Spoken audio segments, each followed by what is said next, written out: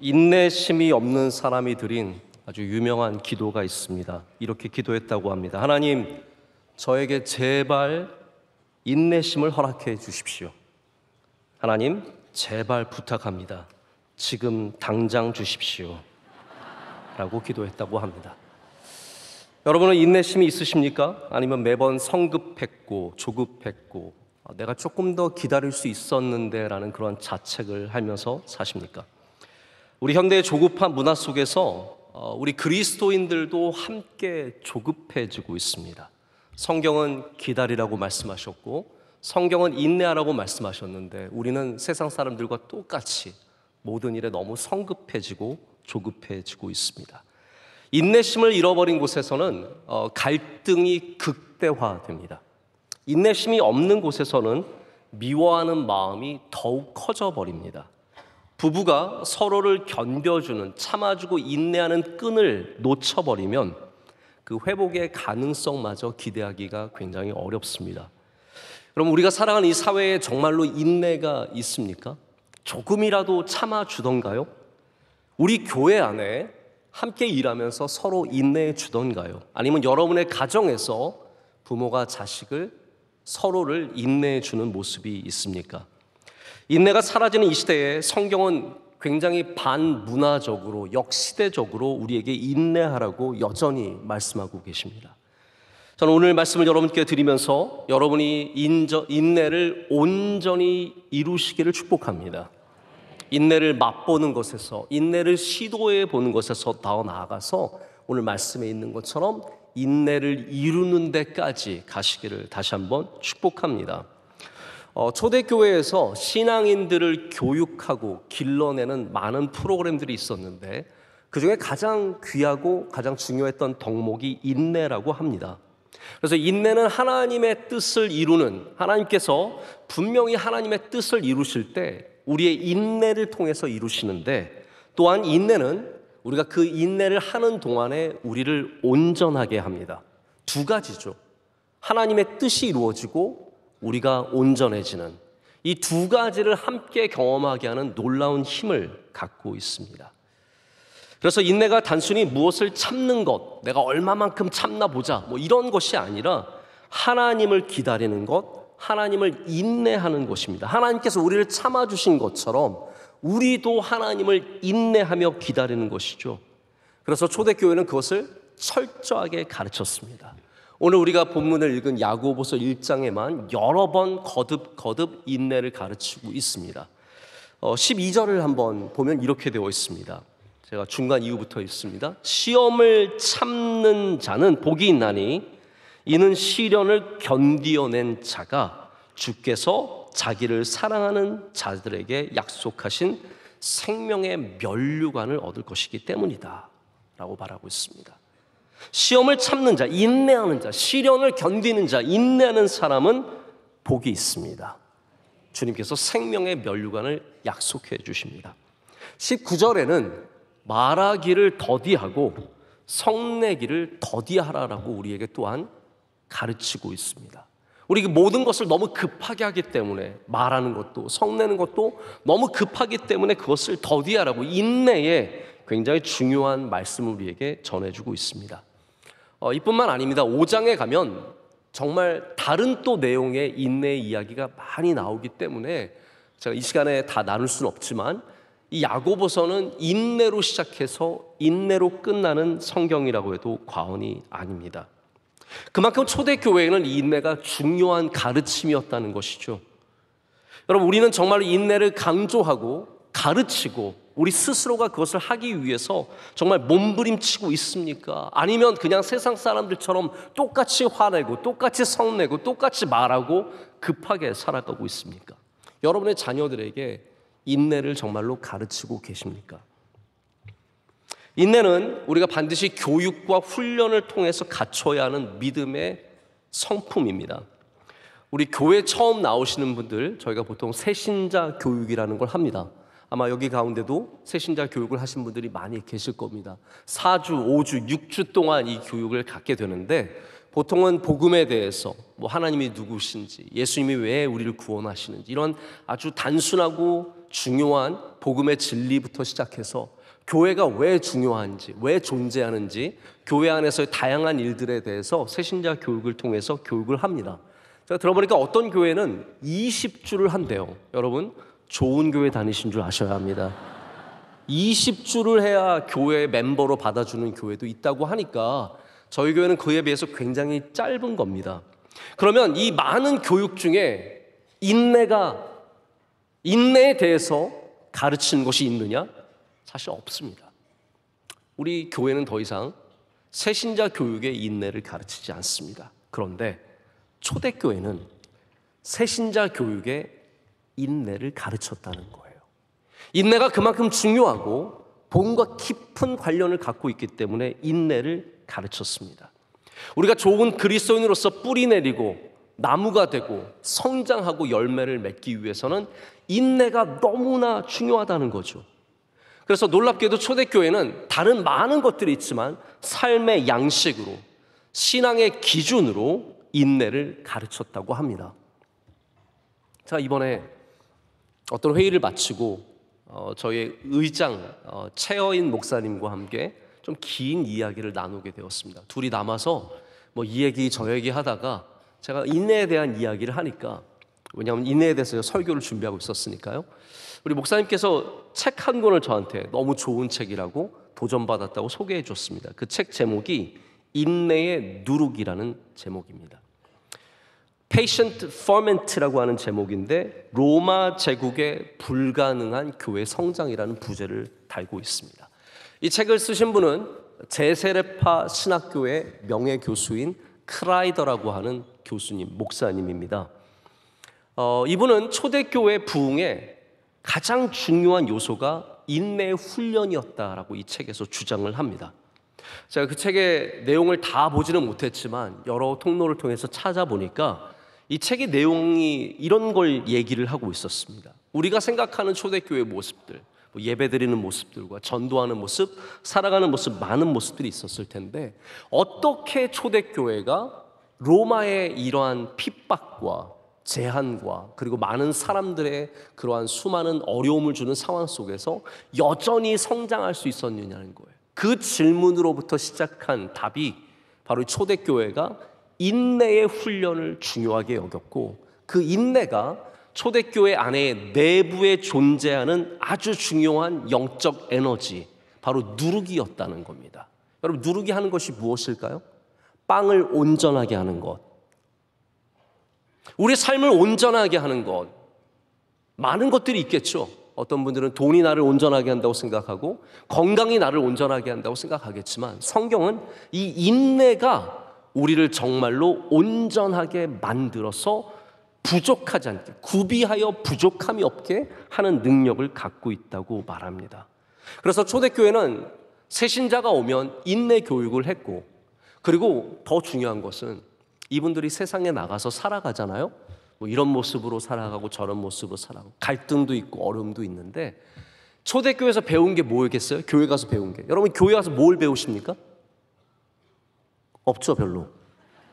내가 교회 와서 뭘 배워가지? 그냥 예배 드리고 가는 거지. 아닙니다, 여러분. 교회 와서 인내를 배워가십시오. 인내를 배워가시길 축복합니다. 이 초대교회 교인들은 인내를 배워간 거예요. 갈등 속에서 인내합니다. 억울한 일 속에서 인내합니다. 환난과 시험과 시련이 닥쳐와도 인내합니다. 사람들이 그걸 보면서 아, 저 사람들이 그리스도인들이구나. 그리스도인들은 인내하는구나. 이거를 알게 되었다는 겁니다. 결과적으로 이 어려움 속에서 초대교회는 이 내적인 에너지로 인해서 성장하고 발전하고 놀라운 부흥을 일으켰다라고 저자는 주장하고 있습니다. 오늘 이 인내의 훈련을 저희가 생각해 볼 때 저는 몇 가지 좀 여러분과 나누고 싶은 이야기가 있습니다. 우리가 어떻게 해야 되느냐도 중요하지만 무엇을 피해야 하는가지 좀 오늘 남아있는 시간을 통해서 여러분과 나누고자 합니다. 오늘 말씀은 우리가 어려운 시험을 만나면 기뻐하라라고 얘기를 하고 있습니다. 자, 이것부터가 참 받아들이기 쉽지가 않습니다. 여러분, 뭐 항상 기뻐하라. 그럼 아멘 그렇게 하시죠? 근데 시험을 만나거든 기뻐하라? 그러면 아멘 하기가 참 어렵습니다. 먼저 우리는 시련을 만나고 싶지 않거든요. 그리고 시련을 만났는데 그것을 그냥 기뻐한다는 것이 가능한 일인가 스스로 우리는 참 어려운 생각을 갖게 됩니다. 제가 군대에 있었을 때 많이 들었던 말 중에 하나가 뭐냐면요, 피할 수 없으면 뭐라고요? 즐겨라. 여러분 잘 아시네? 다 군대 다녀오셨습니까? 피할 수 없으면 즐기라였는데 저는 그 말이 그렇게 싫더라고요. 마음에 안 들어요. 뭐 힘든 일 시켜놓고 피할 수 없으면 즐겨라 이러니까 저는 그게 너무너무 싫었습니다. 오늘 성경이 우리에게 야, 피할 수 없으면 즐겨라 이런 말을 하는 걸까요? 저는 그렇게 생각하지 않습니다. 오늘 말씀은 시험이 막 좋고 재밌었어. 여러분 시련과 시험이 다가오면 으아 기대가 되고 막 예스 이러십니까? 그래서 우리에게 즐거워하라는, 기뻐하라는 말씀은 절대로 아닙니다. 이 말씀은 우리에게 시선과 마음이 어디에 있는지를 보여주는 말씀입니다. 시험을 기쁨으로 감당하라는 말씀은 우리 시선이 시험에만 머물러 있어서는 안 되고 그 시험을 주시고 그 시험으로 우리를 온전하게 하시는 하나님을 바라봐야 한다는 말씀입니다. 히브리서 12장의 말씀이 바로 같은 구조를 갖고 있습니다. 이런 말씀이죠. 예수님께서 그 앞에 있는 기쁨을 위하여 십자가, 시련, 시험을 참으사 부끄러움을 개의치 아니하시더니, 다시 말하자면 인내하셨으니 하나님 보좌 우편에 앉으셨다라고 우리에게 말해주고 있습니다. 예수님이 보신 것은 무엇일까요? 십자가만 보셨습니까? 아니라는 거예요. 그 앞에 있는 기쁨. 왜 예수님께서 이것을 감당하실 수 있었냐 하면 하나님, 그 모든 일을 행하시는 하나님을 바라봤기 때문에 이것을 참고 견디셨다라는 말입니다. 그럼 우리는 고난 자체가 좋다고 말하지 않습니다. 교회는 그런 곳이 아닙니다. 여러분이 환난을 당했는데 야, 환난이 복이야, 그렇게 쉽게 말할 수 없습니다. 그러나 분명한 것은 이겁니다. 그 환난 중에 하나님을 바라보시면 그 환난이 복이 될 수 있습니다. 시험을 당하는 중에 그 시험 너머에 계시는 하나님을 신뢰한다면 우리는 그것을 기쁨으로 볼 수 있게 된다는 말입니다. 시험을 만날 때 우리가 갖는 기쁨은 막 터져나오는 웃음, 아 신난다 이런 게 아니겠죠. 하나님을 기대하는 기쁨입니다. 그래서 우리는 소망하기 때문에 인내할 수 있습니다. 그 소망은 단순히 내가 원하는 것들이 이루어지는 소망이 아니라 하나님을 소망하고 하나님의 뜻이 이루어지기를 바라는 소망입니다. 다윗이 어려움 가운데 하나님을 소망했습니다. 여러분은 이 시대에 무엇을 소망하고 계십니까? 하나님을 소망하시길 축복합니다. 그래서 그가 인내할 수 있었습니다. 억울한 일과 답답한 일과 말도 안 되는 일들을 경험하면서 인내할 수 있었던 것은 그가 참을성이 많았기 때문이 아니라 그가 하나님을 소망하며 인내했기 때문입니다. 시편 27편 13절과 14절은 이렇게 다윗이 고백합니다. 내가 산자들의 땅에서, 이거 참 너무 귀한 말입니다. 내가 죽어서가 아니에요. 내가 바로 이 땅에서, 산자들의 땅에서 여호와의 선하심을 보게 될 줄 확실히 믿었도다. 여러분, 이 산자들의 땅에서 참고 인내하시면 여호와의 선하심을 반드시 보게 될 것입니다. 너는 여호와를 기다릴지어다. 강하고 담대하며 여호와를 기다릴지어다. 얼마나 귀한 말씀입니까? 제가 어떤 선교사님과 얘기를 나눴는데 선교사님들 가운데는 현지에서 현지인들에게 굉장히 많은 고난을 당하시는 분들이 있다고 합니다. 못 살게 굴고 때로는 사기도 치고 어렵게 하고 협박하고 핍박하는 일들이 있다는 거죠. 근데 그 가운데 선교사님들이 그 고난과 어려움을 잘 참고 인내하시면 이런 일들이 보통 생긴대요. 누군가가, 현지인들 중에 누군가가 그렇게 말한다는 거예요. 야, 우리 이분한테 너무 많이 심하게 굴었다. 너무 지나치 많이 했다 아이가. 이런 말 한다는 거죠. 많이 했다 아이가. 이제 좀 그만하자. 이분 그만 괴롭혀 드리고 이제 좀 이분 도와드리자, 이런 분위기가 형성이 된대요. 그래서 참고 인내하는 주님의 종들은 나중에 돕는 사람들이 오히려 많이 생긴다고 합니다. 저는 그 얘기를 듣고 참 굉장히 마음에 감동이 생겼어요. 내가 막 잘해서 능력이 있어서 뛰어나서 돕는 사람이 생기는 것이 아니라, 인내하면 인내가 우리의 누룩이기 때문에 우리로 성공하게 하고 승리하게 하고, 시험을 당할 때 여러분이 그 누룩을 붙잡고 있으면 그것이 여러분으로 하여금 넘어서게 하는 힘이 될 줄로 믿습니다. 그래서 우리는 오늘 말씀처럼 시련이 다가오거든, 시험이 다가오거든 그 너머를 믿음으로 바라보고 기뻐하며 인내해야 할 줄로 믿습니다. 인내는 하나님의 분명한 훈련 프로그램입니다. 하나님께서 만약에 여러분을 훈련하신다는 증거가 있다면, 바로 인내를 하게 하신다면 지금 여러분을 훈련하고 계신 중이라고 생각하시면 될 것 같습니다. 커리큘럼이라는 말이 있죠. 교과 과정인데, 저도 이제 학교와 함께 일을 하다 보면 커리큘럼이 굉장히 중요하다는 걸 느낍니다. 우리 커리큘럼이 어떤 학생을 길러내는 커리큘럼인가? 이 커리큘럼이 뭐 수학이든 과학이든 문학이든 어떠한 것을 만들어서 넣어서 우리가 원하는 인물을 어떻게 길러낼 것인가가 사실 커리큘럼의 가장 핵심적인 부분입니다. 하나님께서도 커리큘럼을 갖고 계십니다.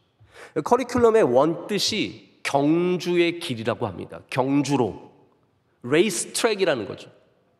그래서 그 레이스 트랙을, 경주하는 그 길을 계속 뛰다 보면 어느새 나도 모르게 경주자가 되는 것처럼, 하나님의 이 거룩한 커리큘럼을 받다 보면, 인내의 훈련과 믿음의 훈련과 신뢰의 훈련을 받다 보면 우리도 거룩한 하나님의 백성으로 길러진다는 말입니다. 하나님께서 아브라함을 부르셨습니다. 뭐 우리가 보통 믿음의 조상이라고 하지 않습니까? 아브라함을 부르시고 아브라함에게 주신 가장 중요한 두 개의 훈련이 있다고 하면 뭐라고 말씀하실 것 같으십니까? 저는 그것을 인내와 순종이라고 꼽을 수 있을 것 같습니다. 인내와 순종의 훈련. 근데 아브라함만 훈련받은 게 아니더라고요. 제가 이 말씀을 좀 준비하면서 묵상하는데, 저는 원래 아브라함 얘기를 좀 많이 하려고 했거든요. 근데 가만히 생각해 보니까 아브라함보다 사라가 더 훈련받았을 것 같아요. 아브라함이 애가 없었을 때 하나님을 기다리면서 딴짓도 합니다. 하가를 통해서 이스마엘도 낳습니다. 그런데 사라는 그런 거를 할 수 있는 게 아니잖아요. 사라는 무작정 기다리는 겁니다. 남편이 다른 거 하는 거 보면서도 기다릴 수밖에 없었고, 여자의 특성상 매달 소망과 절망을 번갈아 가면서 얼마나 낙심하며 힘들었겠습니까? 이걸 수십 년간 경험한 사람이 사라입니다. 그래서 아브라함뿐만 아니라 사라도 하나님께서 믿음의 조상처럼 세워주시는 거죠. 믿음의 훈련, 여기에는 반드시 인내의 훈련이 있습니다. 그 프로그램을 하나님께서 멈추신 게 아닙니다. 몇천 년이 지난 지금 이 시대에도 하나님은 여전히 똑같은 커리큘럼을 갖고 계십니다. 여러분이 하나님을 믿는다면 반드시 인내의 훈련을 가지셔야 합니다. 여러분의 삶 속에 인내의 누룩을 지니고 있어야 합니다. 인내를 온전히 이루어야 합니다. 초대교회가 그 커리큘럼을 온전히 이해했기 때문에, 그래서 교인이 되는 훈련에, 세례교육에, 여러분 세례교육을 이제 캐테키즘이라고 그러는데, 세례교육이 사실은 초대교회 중세교회까지 아주 중요한 거였습니다. 요즘에는 세례교육이 너무나 쉽게 그냥 예수님 믿으세요, 구원 받으세요, 부흥의 시대를 지나면서 세례교육이 굉장히 간소화됐는데, 세례교육이 사실은 믿음의 굉장히 중요한 훈련이죠.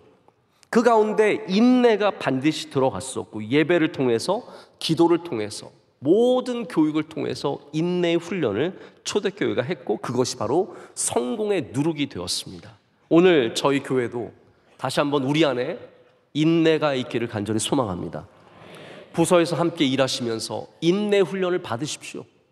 봉사하시면서 섬기시면서 인내 훈련을 받으셔야 하고, 모든 곳에 인내가 있을 때 하나님께서 우리 교회를 귀하게 사용해 주실 줄로 믿습니다. 오늘 말씀은 더 나아가서 인내를 이루라고 권고하고 있습니다. 이룬다는 말은요, 제가 영어 성경을 보니까 finish its work, 일을 마친다라는 것으로 표현이 되어 있습니다. 다시 말해서 인내를 시작했다면 인내를 마치시라는 거예요. 끝까지 하라는 겁니다. 경주를 시작했다면 그 경주를 끝까지 달려가라는 것이죠. 이 일을 시작한 거 중간에 멈추지 말고 그 일을 끝까지 하라는 것이 바로 인내를 이루라는 하나님의 뜻입니다. 여러분, 모든 시작한 인내를 이루시기를 축복합니다. 중간에 내려놓지 마시고 포기하지 마시고 다시 그 인내를 붙잡아 그 끈을 놓치지 말아야 합니다. 자, 그런데 우리의 인내를 방해하는 많은 요소들이 있습니다. 인내하기가 쉽지 않습니다. 왜 우리 인간은 인내할 수 없을까요? 여러 가지 이유가 있겠죠. 제가 짧게나마 남은 시간 동안 몇 가지 좀 예를 들어보고자 합니다. 첫 번째는 제가 볼 땐 지름길의 유혹이 너무 강한 것 같습니다. 우리 모든 인간은 먼 길로 돌아가기보다는 빠른 길로 걸어가기를 좋아합니다. 아브라함도 그래서 믿음이 있지만 이게 믿음 없는 사람들의 얘기가 아닙니다. 믿음 있는 사람들도 다 지름길을 가기를 원해요. 그래서 아브라함도 하나님을 기다리지 못하고 내 방식대로 내 지름길을 걸어가죠. 그런데 지름길의 결과는 항상 상처와 아픔밖에 없습니다. 우리는 지름길이 아니라 하나님의 길을 걸어가야 합니다. 19세기 중반에 미국의 많은 땅들이 서부에서 개척이 되었고, 그래서 동부에서 이주민들이 어마어마하게 서부로 갔습니다. 그 가는 여정이 굉장히 힘들었다고 합니다. 때로는 원주민들과 전쟁이 일어나서 다 싹 다 죽어버리기도 하고, 가다가 굶어 죽고 병들어 죽고 이런 일들이 참 많았습니다. 1846년 여름에 89명의 이주자들이 4,000km를 이동하기 위해서 모여서 출발했습니다. 이들이 반쯤 갔을 때 굉장히 절망스러운 상황을 만나게 되었습니다. 왜냐하면 음식은 너무 많이 떨어졌고 사람들은 지쳐 있었습니다. 어린아이들과 여자들과 노인들은 지쳐 있었고, 그리고 게다가 너무 뒤처졌어요. 지금쯤이면 3분의 2를 갔어야 하는데 반밖에 못 간 겁니다. 그래서 이들이 지름길을 택하기로 결정합니다. 그들의 지도에는 지름길이 있었습니다. 헤이스팅스라고 하는 사람이 지도를 그렸는데 이 사람이 지름길을 하나 그려놨습니다. 그래서 그 지름길 이름을 헤이스팅스 숏컷이라고 불렀습니다. 이 길은 무려 500km를 줄여줍니다. 그 당시 이주민들이 하루에 12km에서 15km를 걸었다고 합니다. 여러분, 500km가 줄면 한 달이 주는 어마어마한 주는 그러한 굉장히 좋은 기회였습니다. 그래서 많은 사람들이 이것을 찬성하고 우리 이제 이 길로 걸어갑시다 했는데, 문제는 헤이스팅스라고 하는 사람이 이 지도를 그렸지만 이 사람이 이걸 걸어보고 그린 게 아니에요. 눈으로 보고 그린 거예요. 보니까 이게 짧아요. 그래서 이들이 다 이 길을 걷기로 했는데 막상 들어가 보니 지금의 유타의 솔트레이크라고 하는 거대한 소금 사막을 만나게 됩니다.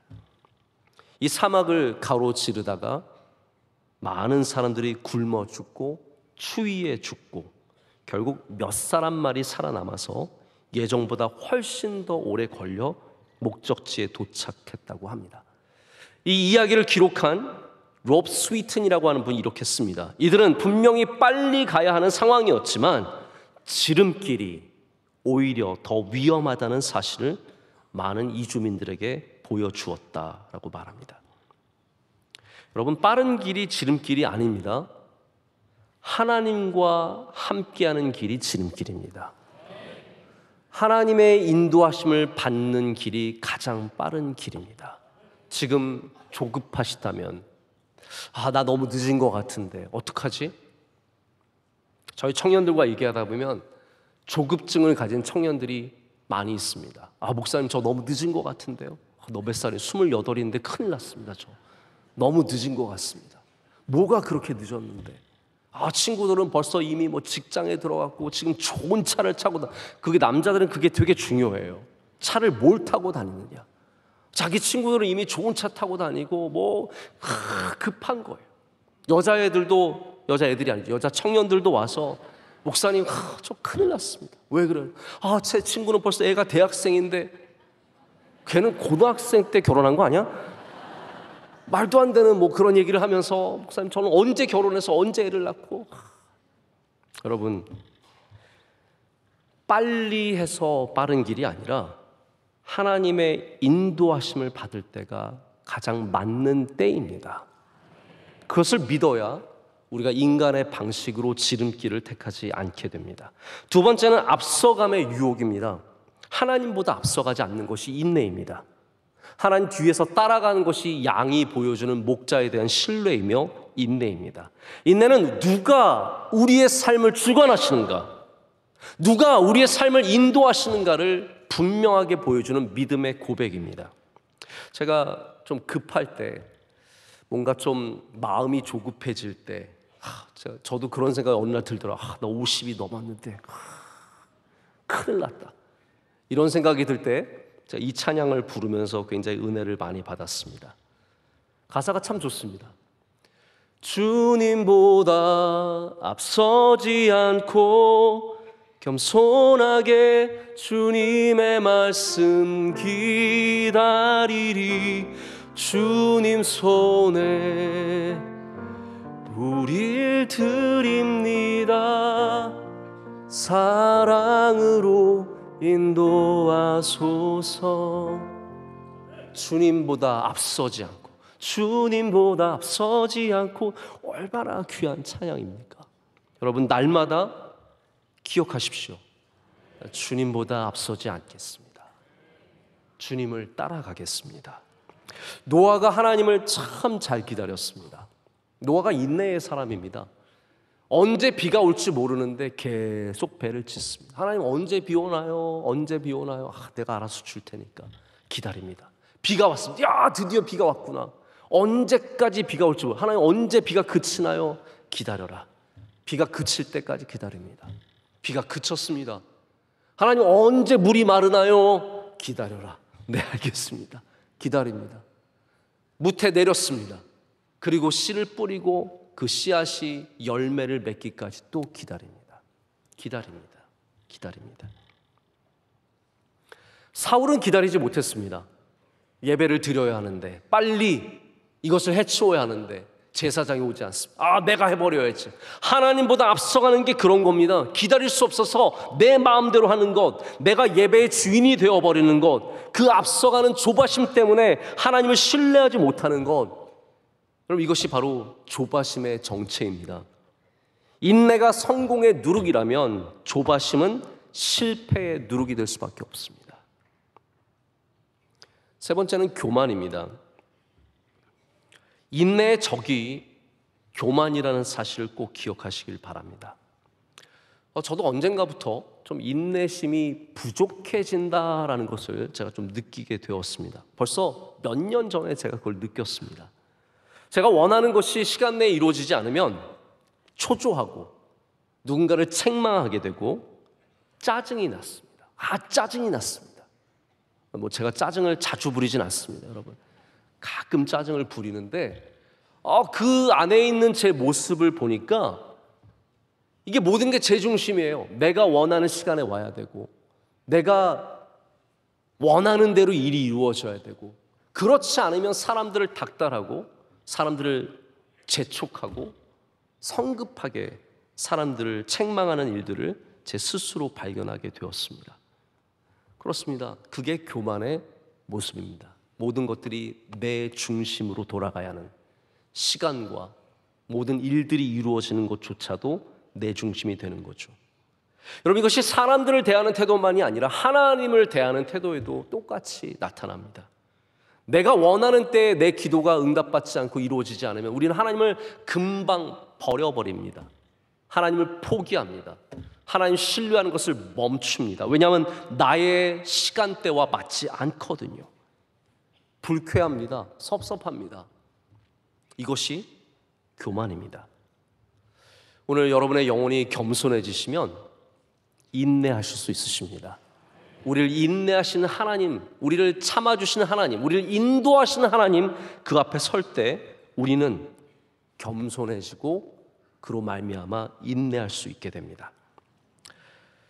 오늘 말씀은 우리를 인내의 자리로 다시 불러줍니다. 우리가 가고 싶지 않았던 그 자리, 바로 그 자리로 하나님 우리를 다시 불러주십니다. 그러면서 우리에게 이 말씀을 해주십니다. 인내가 너를 온전하게 한다 라고 말씀해 주십니다. 여러분, 인내하는 사람들이 갖고 있는 특별한 성품들과 특별한 향기가 있습니다.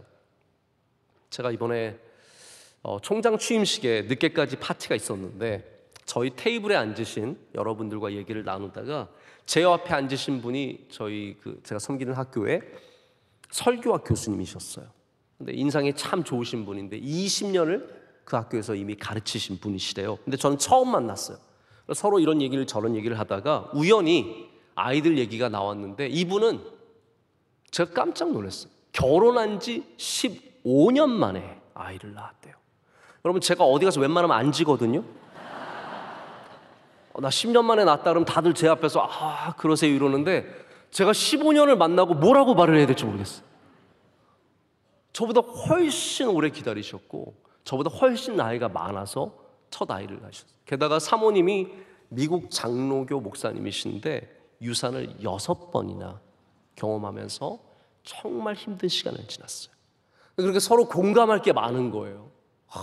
정말 그 시간들 어떻게 지났는지, 지금 또 돌아보면 아이들이 어떻게 컸는지 너무너무 신기하고, 그래서 서로 맞다고 그랬냐고, 그래 나도 그랬다고 그러면서 계속 그 얘기를 하면서, 근데 그 교수님이 보여주시는 정말 아름다운 성품, 겸손하고 특별한 모습들이 있었습니다. 또 제가 샌디에고를 잠깐 들리게 되었는데 우리 교회에서 설교하고 가신 강용훈 목사님을 만났는데 강용훈 목사님도 10년 만에 딸을 낳으셨대요.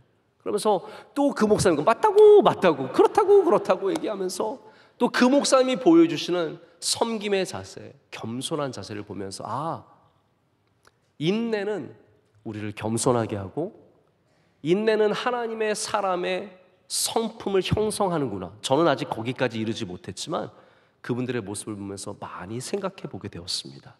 여러분, 우리가 그리스도인의 향기를 풍기려면 예수 천당 이런 것만 외쳐서 그리스도인의 향기를 풍기는 것이 아닙니다. 우리가 인내할 때, 인내의 그 긴 경주의 길, 커리큘럼을 지나갈 때 비로소 하나님이 기뻐하시는 성품과 향기를 지니게 된다는 것이죠. 여러분에게도 그러한 성품이 만들어 주시길 축복합니다. 말씀을 맺습니다. 다음 주일은 저희 명성교회가 정말로 기뻐하며 지키는 추수감사절입니다. 제가 오늘 감사주일을 앞두고 인내에 대해서 말씀을 드린 것은 제 마음에 인내와 감사가 너무나 깊은 관계를 갖고 있다는 그런 확신이 있어서였기 때문입니다. 인내가 감사로 인해서 풍성해집니다. 감사하는 분들은 인내할 수 있습니다. 또 인내하는 분들은 감사를 더욱더 가능하게 합니다. 미국의 저명한 3개 학교가 공동으로 연구했는데 감사하는 사람들이 더 오래 참고 견딘다는 것을 학술적으로 증명해 냈습니다. 여러분, 우리 감사주의를 앞두고 있습니다. 감사가 우리를 인내하게 한다는 사실을 기억하고 또한 감사절을 준비하면서 우리가 먼저 인내를 우리 안에 품는다면 우리의 감사가 우리 인내로 말미암아 더욱더 풍성해지는 은혜가 있을 줄로 믿습니다. 감사절을 인내로 준비하시는 우리 모두가 되기를 간절히 소망합니다. 기도하겠습니다. 하나님 아버지, 감사합니다. 오늘 주님 앞에 나와서 우리를 참아주시는, 우리를 견뎌주시는 주님의 은혜 아래 섭니다. 하나님, 우리도 인내하게 하여 주시옵소서. 삶의 어려움과 고난과 환난과 시련과 시험을 만날 때 인내하게 하여 주시옵소서. 그 인내가 우리 교회에, 이 사회에, 우리 가정에 누룩이 되어서 우리 모두가 온전한 빵을 이루게 하여 주시옵소서. 예수님의 이름으로 기도드립니다. 아멘.